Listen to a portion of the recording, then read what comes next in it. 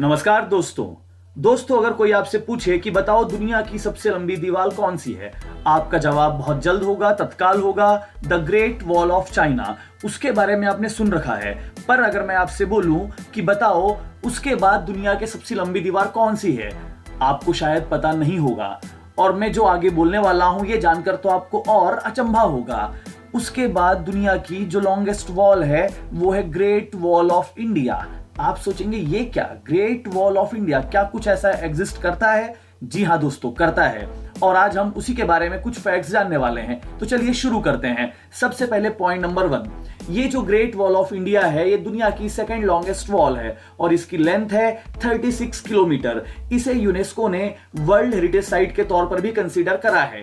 आगे बढ़ते हैं, आते हैं फैक्ट नंबर 2 की ओर। तो देखिए फैक्ट नंबर 2, ये कहां पर प्रेजेंट है? ये उदयपुर से 80 किलोमीटर की दूरी पर राजस्थान के राजसमंद जिले में पाई जाती है और ये कुंभलगढ़ के किले को चारों ओर से क्या करती है, घेरती है। इस दीवार को बनाने का श्रेय, बनाने का क्रेडिट जाता है राणा कुंभा को। राणा कुंभा सिसोदिया राजवंश के राजा थे और इस दीवार का निर्माण 15वीं सदी में कराया गया था।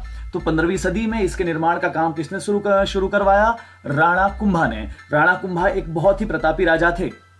आते हैं दोस्तों फैक्ट नंबर 3 की तरफ। इस दीवार को बनाने में दोस्तों कितने साल लगे मालूम आपको? 15 साल, पूरे 15 साल। तो 15 साल तक दीवार का निर्माण कार्य चलता रहा और तब जाकर दीवार क्या हो पाई, ये कंप्लीट हुई। लेकिन खास बात क्या है? खास बात यह दोस्तों कि इस पूरी दीवार को बनाने में कहीं पर भी सीमेंट का यूज नहीं करा गया है। केवल उस समय पर यूज में लाया जाने वाला चूना और चूने के साथ साथ पत्थरों का इंटरलॉकिंग सिस्टम। अब आप सोचिए, आज से 500 साल पहले बिना सीमेंट के इतनी बड़ी दीवार खड़ी कर देना जो आज तक सही सलामत है, केवल इंटरलॉकिंग के आधार पे, टेक्नोलॉजी कितनी शानदार रही होगी। तो इंटरलॉकिंग पर बेस्ड है पूरी की पूरी दीवार। ये इस दीवार को बनाने के लिए जिस आर्किटेक्चर ने हेल्प करी राणा कुंभा की, उनका नाम था मदन। तो मदन ने ये पूरा डिजाइन तैयार करा था। चलिए बात करते हैं फैक्ट नंबर 4 की और आते हैं हमारे चौथे फैक्ट पर।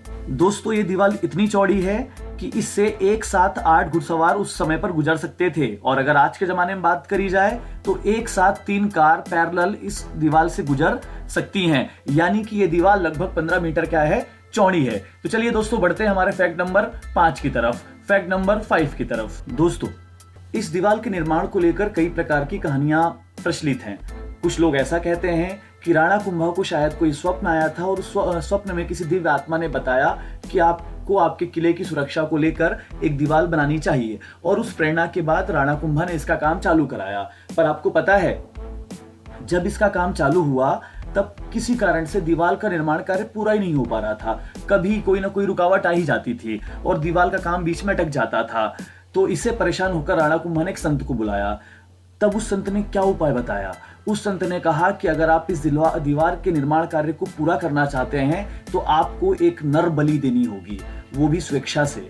अब आप सोचिए, स्वेच्छा से क्या कोई अपनी बलि देगा? राणा कुंभा भी इस बात को सोचकर बड़े परेशान हो गए कि आखिरकार कोई स्वेच्छा से अपनी बलि क्यों देगा। लेकिन कुछ दिन बाद ही एक संत आते हैं और वो संत बोलते हैं कि मैं इस महान कार्य में का हिस्सा बनना चाहता हूं। बोले मैं चलना स्टार्ट करूंगा और जहां पर जाकर मैं रुक जाऊं वहीं पर मेरा धड़ मेरे शरीर से, मेरा शीश मेरे धड़ से अलग कर दिया जाए और वहां से दीवार का निर्माण कार्य चालू हो जाए। वो संत चलना चालू करते हैं और लगभग 36 किलोमीटर चलने के बाद रुक जाते हैं। वहीं से इस दीवार का निर्माण काम चालू होता है और इसी कारण इस दीवार की लंबाई 36 किलोमीटर है।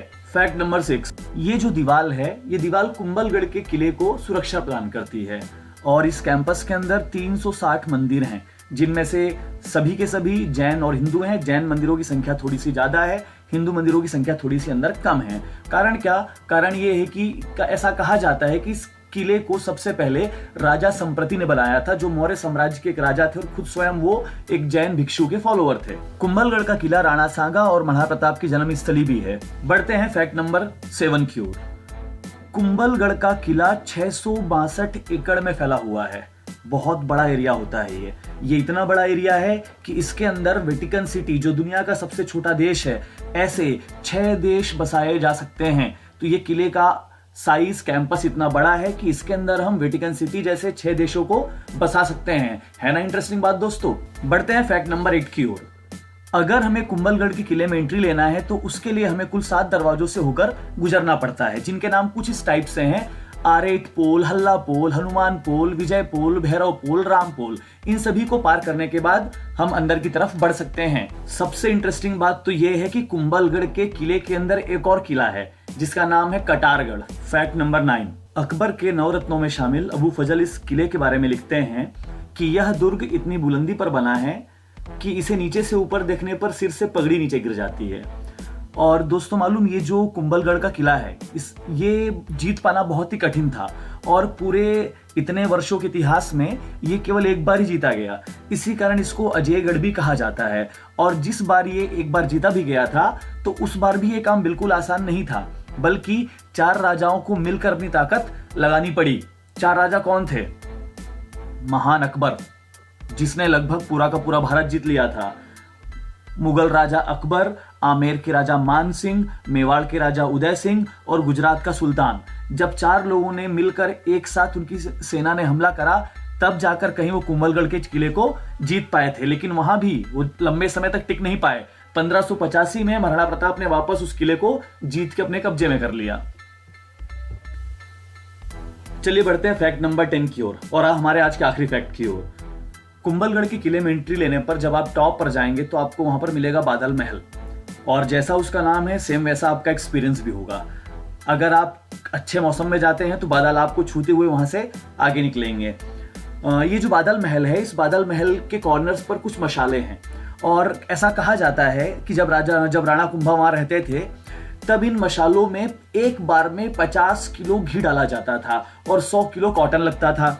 यानी कि ये जो आप उस समय की विलासिता और भारत को सोने की चिड़िया क्यों कहा जाता है उसका आभास लगा सकते हैं कि मशालों में डालने के लिए पर डे 50 किलो घी यूज में लाया जाता था। तो ये चीजें थी। तो उम्मीद करता हूं कि आपको हमारा ये वीडियो पसंद आया होगा। अधिक से अधिक लोगों तक शेयर करें ताकि वो भी हमारे भारत के गौरव इतिहास को जान पाएं और ग्रेट वॉल ऑफ इंडिया के बारे में भी जान पाएं।